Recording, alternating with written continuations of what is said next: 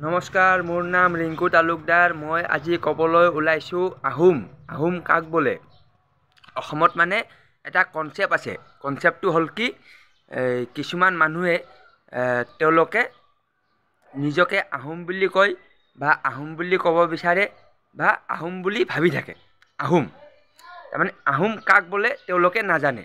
যিকোনো আহোম মানুহক আপুনি যদি সোধে যে আপুনি আহোম বুলি যে ক'লে, আহোম মানে কি হয়নো, এনেকৈ যদি আপুনি সোধে তেতিয়া তেওঁ ক'ব নাজানে বা তেওঁ ক'লে কি ক'ব যে আহোমে অসমত শাসন কৰিছিল, আহোমে অসমত ৰাজত্ব কৰিছিল, আহোম মানে অসমৰ মানে ৰজা আছিল, আহোমে মানে 600 বছৰ অসমত ৰাজত্ব কৰিছিল, এইখিনি তেওঁলোকে ক'ব।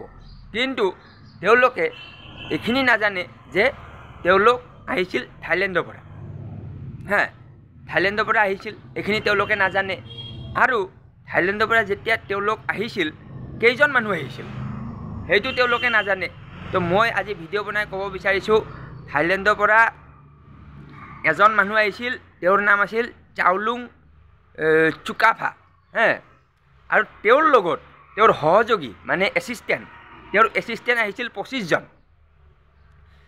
সেই যে চাওলুং চুকাফা আৰু তেওঁৰ লগত অহা 25 জন মানুহ, সেই 25 জন মানুহ যেতিয়া থাইলেণ্ডৰ পৰা অসমলৈ আহিছিল, সেই 25 জন মানুহক আহোম হিচাপে গণ্য কৰা হৈছিল। মানে তেওঁলোক আহোম আছিলে। তো তেওঁলোক যেতিয়া থাইলেণ্ডৰ পৰা অসমলৈ আহিলে, তেওঁলোকে লগত মানে মাইকী অনা নাছিলে।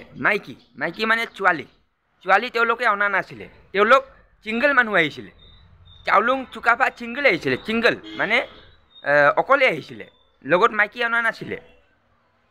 অসমত যেতিয়া আহি কিনে দেখা পালে অসমত মানে ধুনীয়া ছোৱালী আছে। ধুনীয়া ছোৱালী দেখা পাই এই ছোৱালীবিলাকক বিয়া পাতি ল'লে।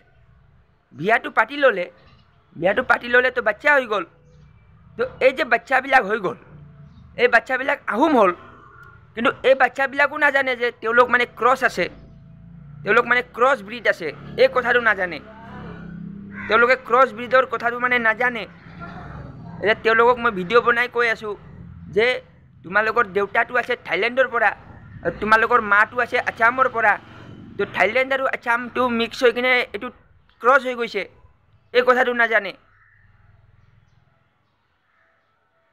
তো এইকাৰণে মই ভিডিঅ' বনাই ক'ব বিচাৰিছোঁ, যিবিলাক মানুহ নিজক আহোম বুলি কয়, এইবিলাক মানুহ নিজক ক'ব লাগে যে মই ক্ৰছ আছোঁ, এই কথাটো ক'ব লাগে। মোৰ মানে দেউতাটো থাইলেণ্ডৰ আছে, মোৰ মাটো আছামৰ আছে, আৰু দুটা মানে চাদি কৰি লৈছে, বিয়া পাতি লৈছে। তো তাৰে পিছত মানে মোৰ জন্ম হৈছে, তাৰে পিছত মানে মই ক্ৰছ হৈ গ'লোঁ, এই কথাটো ক'ব লাগে। কিন্তু এইটো কথা ক'ব নিবিচাৰে। ঠিক আছে, আহোমবিলাক মোৰ ভিডিঅ'ত চাই লৈ কিনে তেওঁলোকৰ মতামত জনাওক। ঠিক আছে, ধন্যবাদ।